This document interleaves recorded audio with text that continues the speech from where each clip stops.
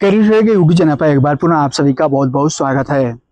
अगर आप ITI pass out हो चुके हैं और आप सरकारी परमानेंट जॉब की तलाश में है, तो ऐसे में काफ़ी अच्छी अपॉर्चुनिटी आप सभी के लिए मिल रही है।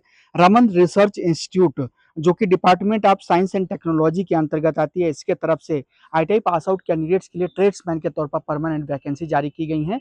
साथ ही साथ डिप्लोमा और ग्रेजुएट पास आउट कैंडिडेट के लिए भी इसमें परमानेंट वैकेंसी जारी की गई है। तो आज की इस वीडियो के द्वारा हम इसी वैकेंसीज के बारे में पूरा डिटेल्स में जानकारी लेने वाले हैं कि इसके लिए एलिजिबिलिटी क्राइटेरिया क्या रहने वाली है, आईटीआई के कौन कौन से ट्रेडों के अंतर्गत कितने पदों पर वैकेंसी जारी की गई है, एज लिमिट क्या होगी, सिलेक्शन का प्रोसेस क्या होगा, आवेदन करने का शुल्क क्या होगा एंड आवेदन करने की टोटल प्रक्रिया क्या होगी, ये सारा कुछ हम प्रोसेस इस वीडियो के द्वारा डिटेल्स में चेकआउट करने वाले हैं।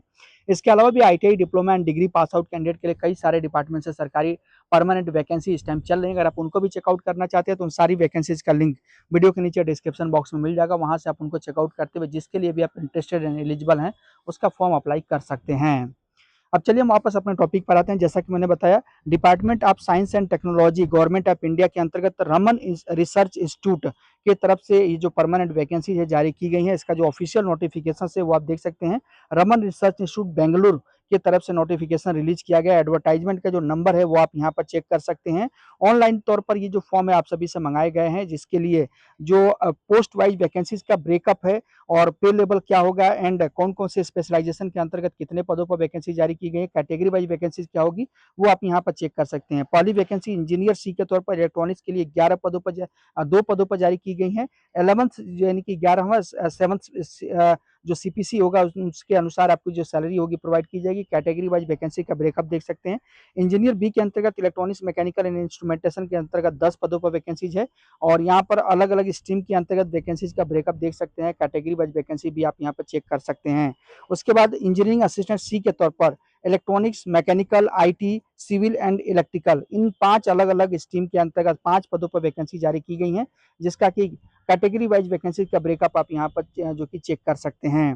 ट्रेड्समैन ए के अंतर्गत यानी आईटीआई कैंडिडेट के लिए बात करें तो ट्रेड्समैन ए के तौर पर देख सकते हैं यहाँ पर electrical AC mechanic mechanical fitter Turner के लिए क्रमशः 2 पद पर 1 तथा 4 पदों पर वैकेंसी जारी की गई है। तो ये वैकेंसी की संख्या है। अगर मैंने ऊपर इसको वैकेंसी की संख्या को काउंट कर लिया हो तो उसके लिए सॉरी आप सभी को। ये जो है आपका पे लेवल है, लेकिन जो वैकेंसी जो टोटल आपको इस कॉलम में यानी कि वैकेंसी का जो कॉलम है ये जो आप देख सकते हैं ये नंबर, ये सभी वैकेंसीज के नंबर्स हैं। तो यहाँ से आपको वैकेंसी अपनी ट्रेड की या अपनी ब्रांच की चेकआउट करना है। तो कैटेगरी वाइज वैकेंसी आप यहाँ पर चेक कर लीजिएगा। अब चलिए हम आगे बढ़ते हैं और पोस्ट वाइज जो एजुकेशनल क्वालिफिकेशन है और एक्सपीरियंस एंड एज की क्राइटेरिया उसके बारे में चेकआउट कर लेते हैं। तो इंजीनियर सी के अंतर्गत जो वैकेंसी जारी की गई है सी के लिए, इन सभी के लिए एमएससी पास आउट होना चाहिए या फिर इंजीनियरिंग डिग्री है आपके पास यानी कि बीटेक आपने किया हुआ इलेक्ट्रॉनिक्स में या फिर एमटेक किया हुआ है तो आप इसके लिए अप्लाई कर सकते हैं। डिजायरेबल के तौर पर एक्सपीरियंस की भी यहाँ पर रिक्वायरमेंट रखी गई है, ये भी आप चेक कर सकते हैं। 35 साल एज लिमिट रखी गई है। पोजीशंस आपने ऑलरेडी चेक कर ही लिया है।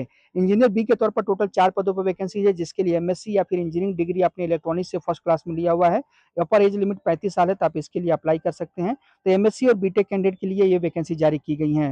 इंजीनियरिंग असिस्टेंट सी के तौर पर जो वैकेंसीज है टोटल 8 पदों पर जारी की गई है, जिसके लिए पहली जो वैकेंसीज है डिप्लोमा इन इलेक्ट्रॉनिक्स इंजीनियरिंग के अंतर्गत है, जो कि इसके लिए अपर एज लिमिट 28 साल है। दूसरी वैकेंसीज है डिप्लोमा इन इलेक्ट्रॉनिक्स इंजीनियरिंग के लिए। उसके बाद तीसरी जो वैकेंसीज है डिप्लोमा इन इलेक्ट्रॉनिक्स इंजीनियरिंग के लिए, ये भी है एक्सपीरियंस के तौर पर और अपर एज लिमिट क्राइटेरिया आप यहाँ पर नीचे चेक कर सकते हैं। चौथी वैकेंसी ये भी diploma in electronics engineering experience in digital instrumentation आपके पास होना चाहिए। और मैकेनिकल के तौर पर डिप्लोमा इन मैकेनिकल इंजीनियरिंग है और साथ में अगर आपने मैकेनिकल डिजाइन किया हुआ 3D ड्राइंग्स का ये प्रोटोटाइप बिल्डिंग आदि का बनाने का है आपके पास एक्सपीरियंस अनुभव, तो आप इसके लिए अप्लाई कर सकते हैं। 28 साल की एज लिमिट रखी गई है। उसके बाद आईटी के तौर पर डिप्लोमा कंप्यूटर साइंस में या इंफॉर्मेशन टेक्नोलॉजीज में है तो आप इसके लिए अप्लाई कर पाएंगे। और सिविल के तौर पर सिविल इंजीनियरिंग से अगर आपने डिप्लोमा किया तो 7 पदों पर वैकेंसीज यहाँ पर जारी की गई है। और इलेक्ट्रिकल के तौर पर अगर आपके पास इलेक्ट्रिकल इंजीनियरिंग में डिप्लोमा है तो 8 पदों पर वैकेंसीज हैं। अब बात करते हैं आईटीआई कैंडिडेट के लिए जो जारी की गई वैकेंसी है। तो आईटीआई के लिए टोटल 8 पदों पर वैकेंसी जारी की गई है, जिसके लिए पहली वैकेंसी है जो कि 1 पद पर है, इसके लिए आपका इलेक्ट्रिकल ट्रेड में आईटीआई होना चाहिए। और डिजायरेबल के तौर पर experience in handling UPS chiller unit AHU high pressure air supply आदि का होना चाहिए। डिजायरेबल के तौर पर ध्यान देना है कि ये मैंडेटरी नहीं है। अगर आपके पास डिजायरेबल के तौर पर ये सभी है नॉलेज तो आपको प्रीफरेंस दिया जाएगा, लेकिन आप बिना इसके भी अप्लाई कर सकते हैं। केवल आपके पास अगर ITI का सर्टिफिकेट है इलेक्ट्रिकल में तो आप अप्लाई करने के लिए एलिजिबल हैं। अपर एज लिमिट 28 साल की रखी गई है। दूसरी जो वैकेंसी जो ITI इलेक्ट्रिकल में है, इसके लिए भी डिजायरेबल एक्सपीरियंस के तौर पर experience electronics, electrical maintenance, day to day lab maintenance, field wiring, integration and testing activities का अगर आपके पास नॉलेज है तो आपके लिए यहाँ पर प्रीफरेंस प्रोवाइड जो है कि दिया जाएगा इस भर्ती में। 2 पदों पर वैकेंसी 28 साल एज लिमिट रखी गई है। एसी मैकेनिक के तौर पर अगर आपने RAC ट्रेड से ITI कंप्लीट किया हुआ तो 3 पदों पर वैकेंसी है जारी की गई हैं, जिसके लिए एक्सपीरियंस आपके पास handling of chiller unit, AHU, high pressure air supplies का होना चाहिए, यानी कि एयर कंडीशनिंग का नॉलेज आपको होना चाहिए, लेकिन मैंडेटरी नहीं है। जैसा कि मैं आपको बताया पहले भी कि ये डिजायरेबल का मतलब होता है कि ये मैंडेटरी नहीं है, जरूरी नहीं है, लेकिन अगर आपके पास है तो ये अपेक्षित अनुभव में आता है, यानी कि आपसे अपेक्षा की जाती है कि आप इन सब का नॉलेज रखें। अगर इसका नॉलेज है आपके पास, इस सब के बारे में एक्सपीरियंस है, तो आपको भर्ती के समय या जो भी रिक्रूटमेंट की प्रक्रिया होगी उसमें आपको प्रीफरेंस दिया जाएगा। 28 साल की एज लिमिट रखी गई है। अगली जो वैकेंसी जो वो देख सकते हैं मैकेनिकल के तौर पर, जिसके लिए ITI आपका मैकेनिकल में है, तो आप 4 पदों पर ये वैकेंसी आप सभी के लिए जारी की गई है। और नेक्स्ट जो वैकेंसीज है फिटर टर्नर मशीनिस्ट के तौर पर, जिसके लिए आपके पास अगर ITI फिटर टर्नर या मशीनिस्ट ट्रेड में है तो टोटल वैकेंसी देख सकते हैं, पोजीशन 5 है, 6 है तथा 7 है एंड 8 है। तो इनके लिए अलग अलग आपको यहाँ पर वैकेंसी देखने को मिलेगी। 28 साल यहाँ पर एज लिमिट रखी गई है। अब बात करते हैं कि इंपॉर्टेंट डेट की, तो 31 जुलाई 2026 रात्रि 12 बजे तक आप इसका फॉर्म अप्लाई कर सकते हैं। और आज जब मैं वीडियो अपलोड कर रहा हूँ तो आज से इसका फॉर्म अप्लाई करने का लिंक एक्टिवेट हो चुका है। सिलेक्शंस की बात करते हैं, यानी कि चयन की प्रक्रिया क्या रहेगी, तो चयन की प्रक्रिया के अंतर्गत जो लेवल 10 से ऊपर की पोस्ट है, जो कि आप अभी लेवल चेक कर रहे थे यहाँ पर, मैं फिर से यहाँ पर दिखा दे रहा हूँ। ये जो लेवल है, अगर लेवल 10 से ऊपर की पोस्ट है, जो कि ये 10 और 11, तो इस इन सभी पोस्ट के लिए 10 और 11 के लिए जो चयन की प्रक्रिया होगी वो आप यहाँ पर देख सकते हैं। चयन की प्रक्रिया के अंतर्गत बताया गया है कि ऑब्जेक्टिव टेस्ट होगा, सब्जेक्टिव टेस्ट होगा एंड इंटरव्यू के माध्यम से आपका चयन किया जाएगा। लेकिन अगर लेवल 10 से नीचे की पोस्ट है, बाकी सारी जितनी भी पोस्ट जारी की गई हैं, तो उसके लिए ऑब्जेक्टिव टेस्ट होगा, यानी कि जो कि ऑब्जेक्टिव टाइप का, यानी कि जो मल्टीपल चॉइस के क्वेश्चंस होंगे वो आपसे पूछे जाएंगे। सब्जेक्टिव भी टेस्ट होगा और साथ में स्किल टेस्ट, यानी कि ट्रेड टेस्ट का भी नॉलेज होना चाहिए और ट्रेड टेस्ट का भी स्किल से गुजरना होगा आपको। तो इन 3 स्टेप के अंतर्गत आपका चयन यहाँ पर किया जाएगा।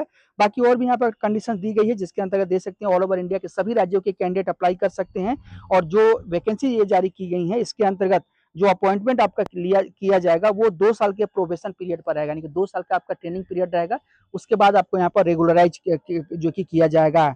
उसके बाद बताया गया कि जो भी आप एक सर्टिफिकेट, मार्कशीट, एक्सपीरियंस आदि अपलोड करें, उसके लिए यहाँ पर देख सकते हैं कि जो एप्लीकेशन होगा, जो कि सब एप्लीकेशन यानी कि फॉर्म अप्लाई करते समय इन सभी डिटेल्स को करेक्टली आप फिलअप करें और इन सभी डॉक्यूमेंट्स को जो कि सही तरीके से अपलोड करें, अदरवाइज आपका फॉर्म जो कि रिजेक्ट कर दिया जाएगा।